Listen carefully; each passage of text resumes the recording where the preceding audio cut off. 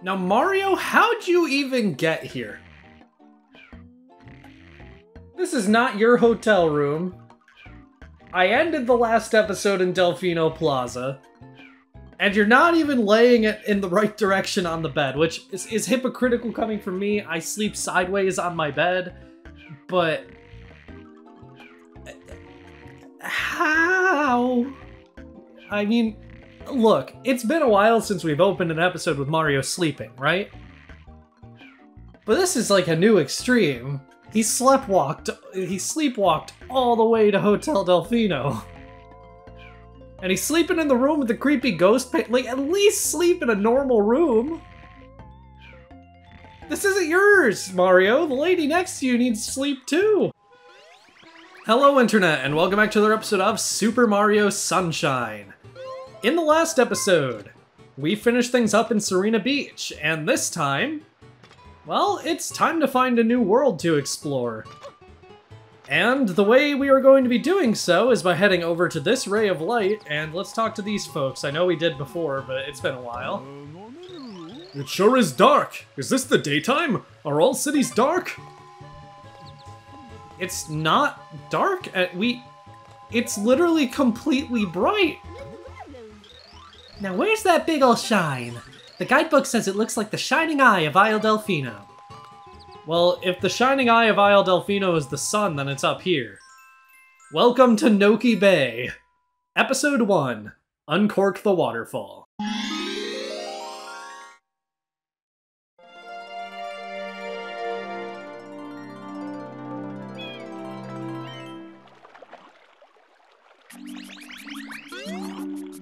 Before talking to this, old gentleman here, we're in a new area, Noki Bay. Steep cliffs and seabeds are what the Nokis call home. The huge waterfall and 3 soaring towers resonate with mystic history. It's a pretty weird picture.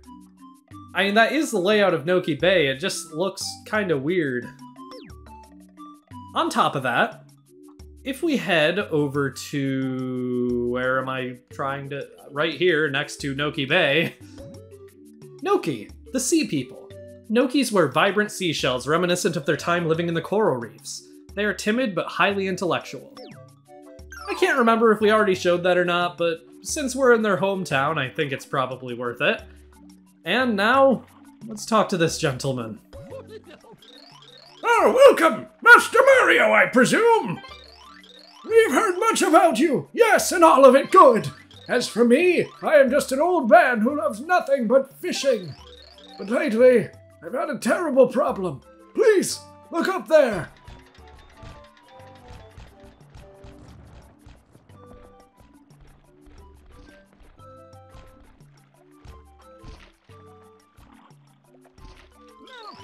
I don't know who did it, but someone corked our waterfall. This, no doubt, is why our lovely bay has become polluted. And I can't even fish, and so I ask for your help. Yank that cork. Please fulfill this old man's wish. That was a real cough. What's that? You'll do it? Oh, thank you so much. I know I could count on you. Just beware of that guy on the cork. So we'll obviously do that, because that is our mission objective. You can see we have some pretty steep cliffs we need to climb. However, this is a pretty remote area in Isle Delfino. You already sort of saw where it was, but if we manage to get out of bounds, we'll see that we're far enough from everything that they didn't even really have to bother modeling any other parts of Isle Delfino from here. Noki Bay is very remote. We are very far from Delfino Plaza and everywhere else, so yeah. We could obviously go along this path, but that's not what I want to do. I don't even know why I came up here, because that's not even the way you're intended to go onto the correct path. It's sort of a leap, but if we spin jump and use the hover nozzle, if you touch the water here, you take damage. It's pretty heavily polluted, as you can see. That is this level's type of goop for the most part. You saw goop along the cliffs, but this is the only episode where it shows up. We read the sign. Mudboat rental. 90,000 coins. Mudboats are fun. Come aboard. You can only carry a maximum of 999. It is impossible to rent out a mudboat. What do you have to say? Oh, greetings! I live here and rent boats usually, but well, my boat's washed away, so I'm having a rough time of it now. You can't jump on his head because this type of character is only really meant to be seen in here and in Isle Delfino, or Delfino Plaza. And in Delfino Plaza, you can't jump on their head because they're behind an invisible wall.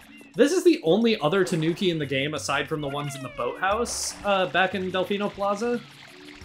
So every single Tanuki that is a Tanuki and just, like, exists in this world is a boat salesman.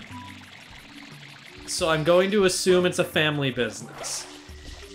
As he said, his mud boat is adrift, but we can actually find it over here. And if this is your first time playing, I recommend at least taking this for a test drive. This is not required for any mission in Noki Bay. However, it is a good idea to get a feel for the way this thing controls. It controls in the same way as a real boat, so if you're spraying from the front, it will turn in the opposite direction, and if you're spraying from the back, it will go in the direction of, like, where you're spraying. This is going to be incredibly important for a future level. I will not spoil which one, but anyone who has played the game knows, so yeah. We sort of brought it back to him. I doubt his dialogue changes. Yeah. His dialogue does not change, but it's just worth getting to know how to control this thing. And let's actually just take it over to the area we need to go to. I think I'm pretty good at controlling this thing as far as people who play this video game on the internet go, so... But I say that, but, like, speedrunners are, like, the cream of the crop. Like, they don't even need to stop constantly to spray in the opposite direction. If the mud boat hits any surface, it will not sink as long as you keep spraying, but eventually it will just force you to, you know, dismount. Anyways, finally getting to the actual objective of the mission. We're gonna take care of this goop, and as you can see, those bombs keep dropping down. They're kind of bombs, but that's not really what they are. Goobles spawn in this goop, making it slightly different from the goop on the airstrip. However, this is the only other time in this game where this specific coloration of goop will appear, so yeah. If this was your favorite, like it was mine when I was a kid, maybe you just want to replay this mission a whole bunch, because I know I did when I was a kid. Something about this coloration of the goop just, like, it feels correct to me. I'm trying to do... Okay, maybe I'm not supposed to go this way, huh? Maybe I got stun-locked on a game made for 8-year-olds, and I just want to believe I didn't. Yeah, you're actually supposed to go up this way. I was right the first time. I thought maybe I could spray that graffiti and it would, like, make a wall that I can wall jump off of, but it sure didn't. But if we spray it now, it will make a wall we can wall jump off of, meaning from now on we can just wall jump up here if we fall down. Noki Bay is a very vertical level, whereas every other level has been a very sort of open field. This level is very reliant on your platforming skills, so get used to that if you're not already, but this is world, what, 5, 6? This is world 6, so if you're not used to it by now, maybe this just isn't your kind of game. I don't know what to tell you. It is spawning Goobles, which, yeah, it feels like it's just been a while since we've seen Goobles. That's the only reason I even bother mentioning that. So, Noki Bay is maybe my favorite level in Super Mario Sunshine. And I know I already said that about Sirena Beach. But this level's vibes are immaculate in the same way that Sirena Beach's are. I genuinely just, like, this level is just extremely pretty. It's nice to look at. The music is really nice. It's made with all sorts of different flutes and that kind of instrument, woodwind specifically, I believe is what that type of instrument is called. Also, coins spawn from the goop here. That seems to happen in every level that's just covered in goop, but yeah. I mean, it tends to happen on beaches, though. It's not really a everywhere sort of thing. Since that goop keeps making me slip even when it's all gone, I'm just gonna jump up here. You can see the goop on the walls here is painted in the shape of various different animals, which I think is pretty cool. That was a Twitter logo bird. Okay. that's an optional section. We'll probably... Yeah, we have to go over there later for the blue coin anyway, so I'll skip it for now. This is nothing. But this! Thank God I hit that sign, because if you don't, it sends you flying off the cliff. That has multiple names. It's either a Hattopop or a Cheep Cheep. Cheap without the hyphen, specifically, so just cheap, 2 words. I'm going to be calling them Hattopops because, well, you know, birds do make little cheeping noises. That's just confusing because there are also Cheep Cheeps in Noki Bay. So yeah. Continuing on. Oh, are you Mario? That guy down there's my teacher. I mean my grandpa. That cork is farther up ahead. Be careful though, there's a weird guy perched on top of it. He'll start tossing explosives at you if you get too close. I thought you might need help, so I got you this springboard. If you spray it, it'll shrink and it'll be easy to carry. Please use it. As he said, if you spray this springboard, you can carry it. You drop it, it'll grow back to normal size and push Mario away weirdly. There's a lot of weird things you can do with those springboards. Once you get here, you have a moral decision. Do you break up the happy couple, which, by the way, beautiful just imagery here, like weirdly. Just the one lone flower and the one up next to it. But love is dead, because I need more water. And down there, we can see our boss. Probably would have been more effective to spray that if he wasn't immediately shooting more. This Monty Mole is taken care of the same way as the last one. You can see underneath the cannon, Bullet Bill makes a little cameo, even though, like, he doesn't shoot bullet bills out of the cannon in this level.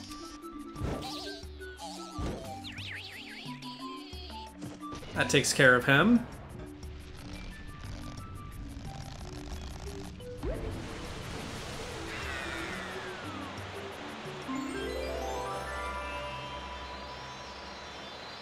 And we have successfully uncorked the waterfall. There's a lot of coins down there.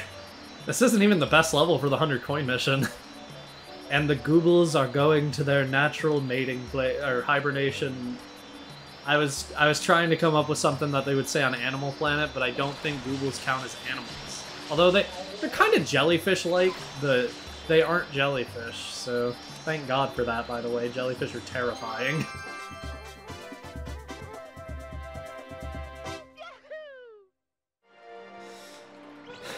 67 shines, not bad. But we can do more. Episode 2, The Boss of Tricky Ruins.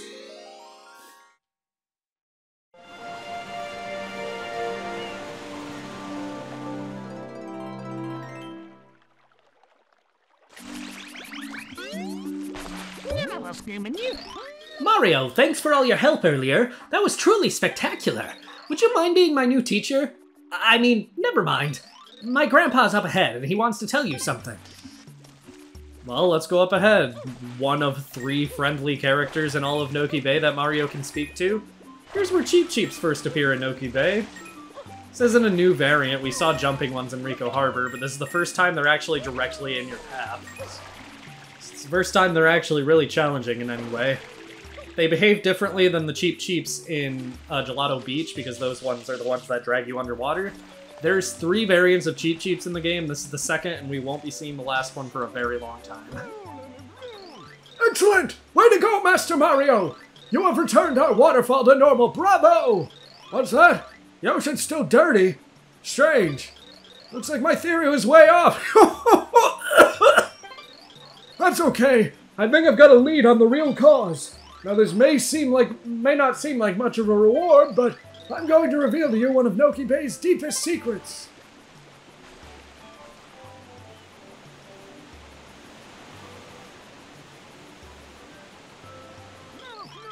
This bay actually contains the tomb of an ancient Noki king.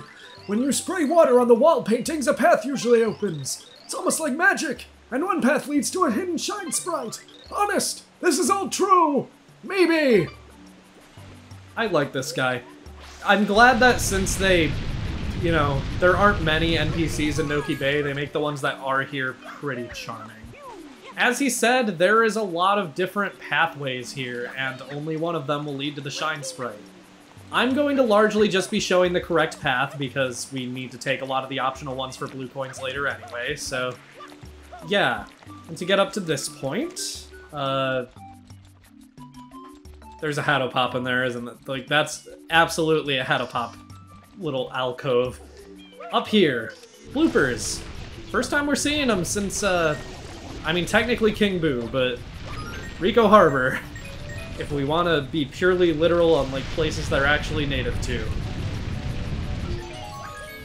Open this pathway, do some wall jumps up. The collision on these walls is a little weird. If you hit them at the wrong place, Mario won't slide on them, so yeah. This is timed, eventually the walls will collapse back in, so you want to go as fast as you can getting up here. And then slide and roll out, and wow, Mario didn't actually carry his momentum there. Okay. Well, boss! Gooper Blooper! A third time!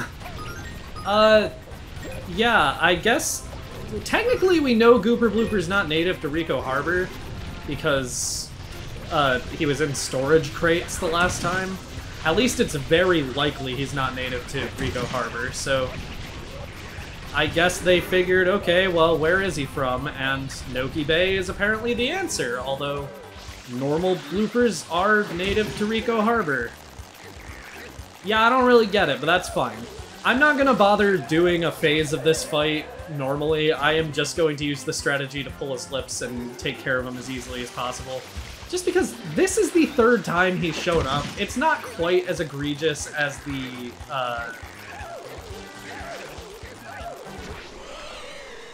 Proto-Piranhas. I genuinely blanked on their name because we haven't seen them in a while, so yeah. Anyway, taking care of Gooper Blooper will smash that brick he was underneath and allow us to ground pound in here for a very satisfying ground pound and not collecting the Shine Sprite because we are not centered over it properly. But we can also get the Shine.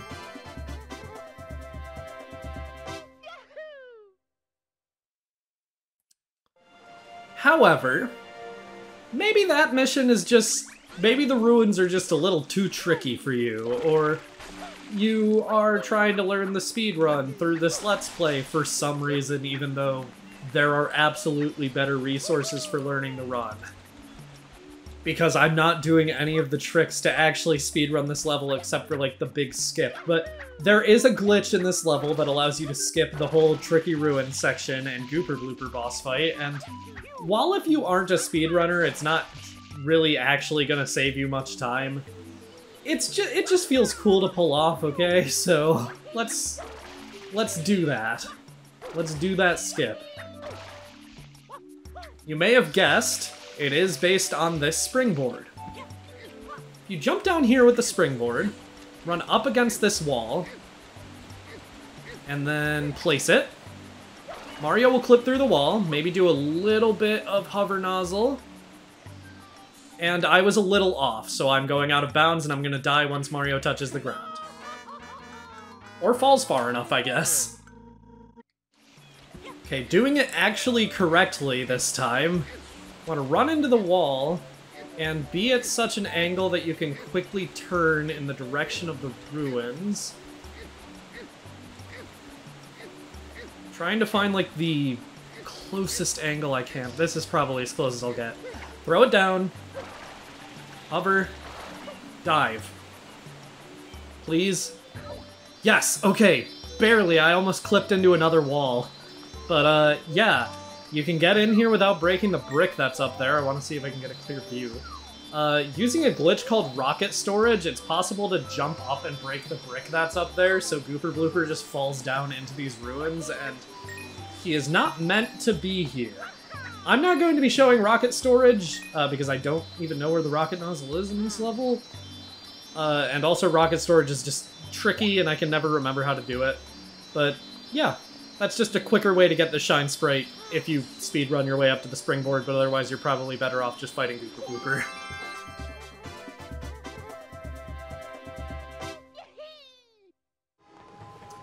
But wait, there's more.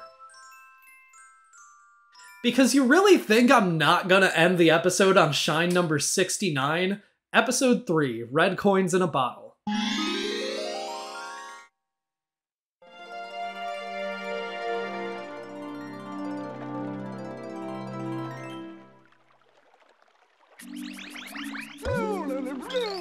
I've got it! Yes, I surely do have it! What have I got? Why, the answer to our polluted ocean problem, of course! And the answer is you! You must go to the ocean floor!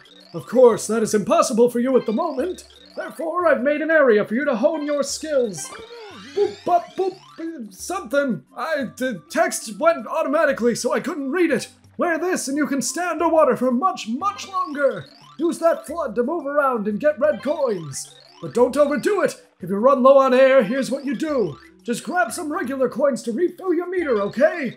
Now, shall we get started?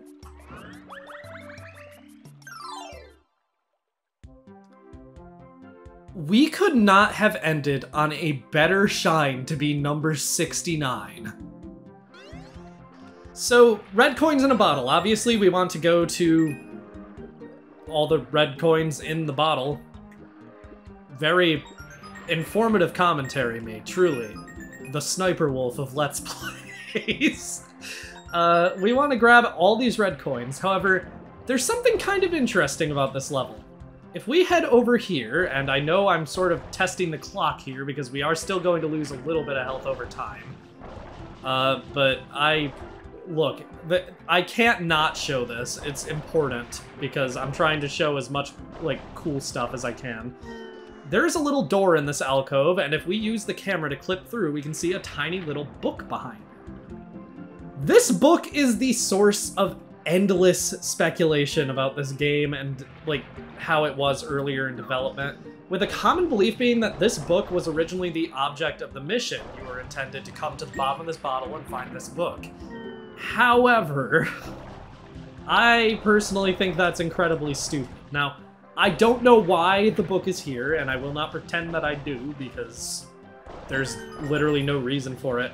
However, it seems unlikely that it was ever meant to be collected because the book itself is a part of the level's geometry. It's not actually a separate object like a red coin or a coin or an enemy or Mario would be considered. It's just there because the developers decided, yeah, let's put a weird unopenable door and a book there. But yeah, otherwise this is a very basic red coin mission. A common fan name for the song that plays in this type of level, such as this and the Sandbird, was The Book in the Bottle. And I'm sorry, but Mario fans back in the day were really reaching if they were trying to make that book important, because I understand what, you know, the idea is, where maybe that book contains some secret about how to clean the lake, or like a prophecy or something, but I think the developers just wanted to put a book there. It's like the toy train in Super Mario Galaxy and Toy Time Galaxy, which if you don't know what that is, there's just a little train hidden under a little ledge in Toy Time Galaxy and Super Mario Galaxy. It's a similar idea, I think. I didn't even mean to mess with the camera that time. The game just decided it shall be. Nice.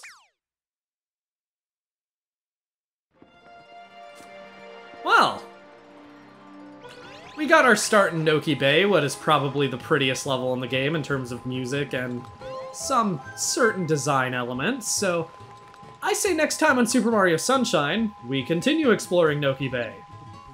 Are the Pianta's eyes going over the light? I think they are. That's kind of scary. See you guys then.